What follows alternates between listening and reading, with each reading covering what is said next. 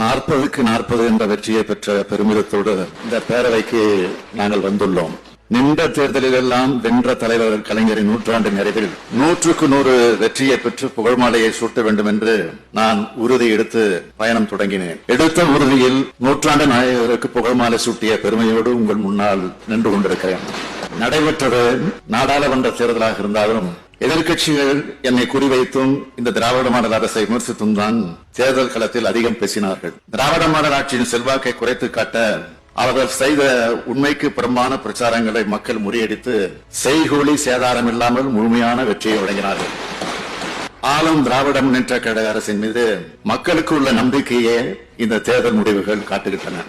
நான் ஆட்சி பொறுப்பேற்ற காலம் முதல் ஒவ்வொரு நாளும் ஒவ்வொரு மணி நேரமும் நாட்டு மக்களுக்கு நல்ல பல திட்டங்களை தீட்டி வந்துள்ளன என்பதை தமிழ்நாட்டு மக்கள் உணர்ந்ததன் அடையாளம் தான் இந்த 100 விழுக்காடு வெற்றி.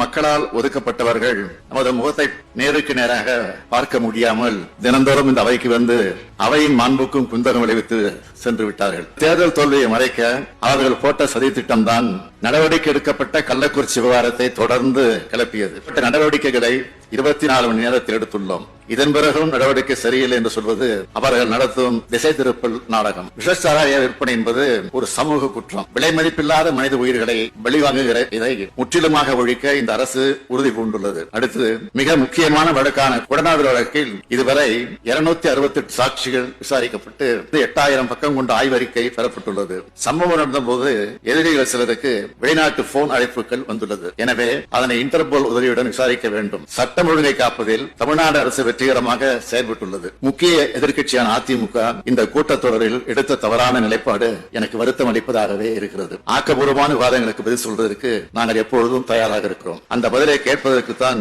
அதிமுக தயாராக இல்லை. ஒருபுறம் தேர்தல் தோல்வி, மறுபுறம் சொந்த கட்சி நெருக்கடி என ரெண்டுக்கும் இடையே சிக்கிக் கொண்டு அதிலிருந்து தப்பிப்பதற்காக அவை நடவடிக்கைகளுக்கு குந்தகம் ஏற்படுத்தியது அதிமுக. இந்த ஆண்டு மானிய கோரிக்கையில் 100 அறிவிப்புகள் உள்ளது. அது சிலவற்றை மட்டும் இப்போது அறிவிக்க விரும்புகிறேன். கோவை, பொள்ளாச்சி, திருப்பூர், நல்லூர் ஆகிய இடங்களில் 229 காவல் குடியிருப்புகள் கட்டப்படும். தமிழ்நாடு காவல்துறையில் பணியாற்றும் ஆளுநர்கள் பணியின் போது உயிரிழப்போ, உடலுறுப்பு இழப்போ, காயமோ ஏற்பட்டால் வழங்கப்படும் கருணத்தொகை உயர்த்தப்படும். சிறப்பு இலக்கு படையில் பணியாற்றும் ஆளுநர்களுக்கு அத்தொகை உயர்த்தி வழங்கப்படும். ஊர்காவல் படையில் பணியாற்றும் ஆளுநர்கள் உயிரிழக்கும் போது அவர்கள் குடும்பத்திற்கு தமிழ்நாடு ஊர்காவல் படையினரன் மற்றும் கருணை கொடை நிதியிலிருந்து வழங்கப்படும் இழப்பீடு 15,000 ரூபாய் 1 லட்சம் ரூபாயாகவும், காயமற்றவர்களுக்கான நிதி 10,000 - 50,000 ரூபாயும் உயர்த்தப்படும். கோவை மாநகராட்சியை விபத்தில்லாத மாநகரமாக மாற்றிட 5 கோடி ரூபாய் மதிப்பீட்டில் செயல் திட்டம் ஒன்று செயல்படுத்தப்படும். தீயணைப்பு மற்றும் மீட்பு பணியில் ஈடுபடும் பணியாளர்களின் பயன்பாட்டிற்காக 1500 தற்காப்பு உடைகளும், மீட்பு பணியில் ஈடுபடும் பணியாளர்களுக்கு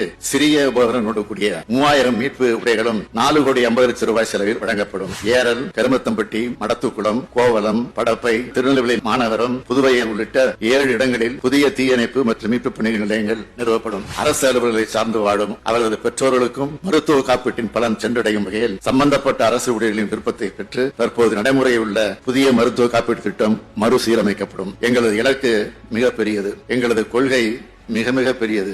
எனவே எங்களது பயணமும் மிக மிக நீண்டது. நூற்றாண்டு கால திராவிட இயக்கத்தின் கனவுகளை நிறைவேற்ற வேண்டிய கடமையும் பொறுப்பும் எங்களுக்கு உள்ளது. பகுத்தறிவு புகழவன் தந்தை பெரியாரின் சிந்தனைகளை பேரறிஞர் அண்ணாவின் பாணியிலே தமிழக தலைவர் கலைஞர் அவர்கள் செயல்வேகத்தோடு கொண்டு செலுத்தி வருகிறது. எங்களது இலக்கில் நாங்கள் வெல்வோம். வென்று கொண்டே இருப்போம். வென்று கொண்டே இருப்போம். 40க்கு 40 என்ற வெற்றியை பெற்ற பெருமிதத்தோடு இந்த பேரவைக்கு நாங்கள் வந்துள்ளோம். நின்ற தேர்தலில் எல்லாம் வென்ற தலைவர் கலைஞரின் நூற்றாண்டு நிறைவில் 100க்கு 100 வெற்றியை பெற்று புகழ்மாலையை சூட்ட வேண்டும் என்று நான் உறுதி எடுத்து பயணம் தொடங்கினேன். எடுத்த உறுதியில் நூற்றாண்டு நாயகருக்கு புகழ்மாலை சூட்டிய பெருமையோடு உங்கள் முன்னால் நின்று கொண்டிருக்கிறேன். நடைபெற்றது நாடாளுமன்ற தேர்தலாக இருந்தாலும் எதிர்கட்சிகள் என்னை குறிவைத்தும் இந்த திராவிட மாடல் அரசை விமர்சித்தும் தான் தேர்தல் களத்தில் அதிகம் பேசினார்கள். திராவிட மாடல் ஆட்சியின் செல்வாக்கை குறைத்து காட்ட அவர்கள் செய்த உண்மைக்கு புறம்பான பிரச்சாரங்களை மக்கள் முறியடித்து செய்கூலி சேதாரம் இல்லாமல் முழுமையான வெற்றியை வழங்கினார்கள். ஆளும் திராவிட முன்னேற்ற கழக அரசின் மீது மக்களுக்கு உள்ள நம்பிக்கையே இந்த தேர்தல் முடிவுகள் காட்டுகின்றன. நான் ஆட்சி பொறுப்பேற்ற காலம் முதல் ஒவ்வொரு நாளும் ஒவ்வொரு மணி நேரமும் நாட்டு மக்களுக்கு நல்ல பல திட்டங்களை தீட்டி வந்துள்ளன என்பதை தமிழ்நாட்டு மக்கள் உணர்ந்ததன் அடையாளம் தான் இந்த 100 விழுக்காடு வெற்றி. மக்களால் ஒதுக்கப்பட்டவர்கள் நமது முகத்தை நேருக்கு நேராக பார்க்க முடியாமல் தினந்தோறும் இந்த அவைக்கு வந்து அவையின் மாண்புக்கும் குந்தகம் விளைவித்து சென்று விட்டார்கள். தேர்தல் தோல்வியை மறைக்க அவர்கள் போட்ட சதி திட்டம் தான் நடவடிக்கை எடுக்கப்பட்ட கள்ளக்குறிச்சி விவகாரத்தை தொடர்ந்து கிளப்பியது. நடவடிக்கைகளை 24 மணி நேரத்தில் எடுத்துள்ளோம். இதன் பிறகும் நடவடிக்கை சரியில்லை என்று சொல்வது அவர்கள் நடத்தும் திசை திருப்பல் நாடகம். விஷச்சாராய விற்பனை என்பது ஒரு சமூக குற்றம். விலை மதிப்பில்லாத மனித உயிர்களை வெளிவாங்குகிற இதை முற்றிலுமாக ஒழிக்க இந்த அரசு உறுதி பூண்டுள்ளது. அடுத்து மிக முக்கியமான வழக்கான கொடநாடு வழக்கில் இதுவரை 268 சாட்சிகள் விசாரிக்கப்பட்டு 8000 பக்கம் கொண்ட ஆய்வறிக்கை பெறப்பட்டுள்ளது. சம்பவம் நடந்த போது எதிரிகள் சிலருக்கு வெளிநாட்டு போன் அழைப்புகள் வந்துள்ளது. எனவே அதனை இன்டர்போல் உதவியுடன் விசாரிக்க வேண்டும். சட்டம் ஒழுங்கை காப்பதில் தமிழ்நாடு அரசு வெற்றிகரமாக செயல்பட்டுள்ளது. முக்கிய எதிர்க்கட்சியான அதிமுக இந்த கூட்டத்தொடரில் எடுத்த தவறான நிலைப்பாடு எனக்கு வருத்தம் அளிப்பதாகவே இருக்கிறது. ஆக்கப்பூர்வமான விவாதங்களுக்கு பதில் சொல்வதற்கு நாங்கள் எப்பொழுதும் தயாராக இருக்கிறோம். அந்த பதிலை கேட்பதற்கு தான் அதிமுக தயாராக இல்லை. ஒருபுறம் தேர்தல் தோல்வி, மறுபுறம் சொந்த கட்சி நெருக்கடி என ரெண்டுக்கும் இடையே சிக்கிக் கொண்டு அதிலிருந்து தப்பிப்பதற்காக அவை நடவடிக்கைகளுக்கு குந்தகம் ஏற்படுத்தியது அதிமுக.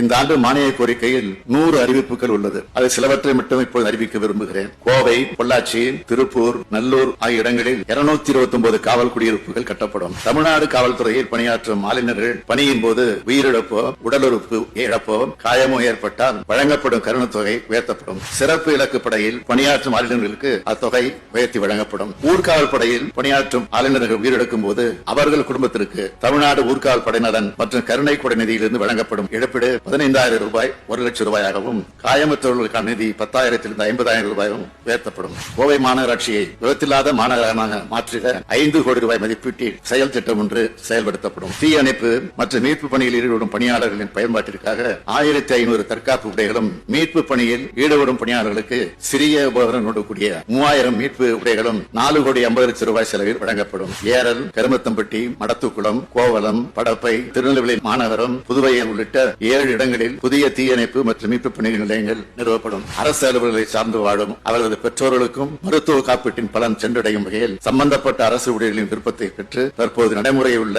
புதிய மருத்துவ காப்பீட்டு திட்டம் மறுசீரமைக்கப்படும். எங்களது இலக்கு மிகப்பெரியது. எங்களது கொள்கை மிக மிக பெரியது.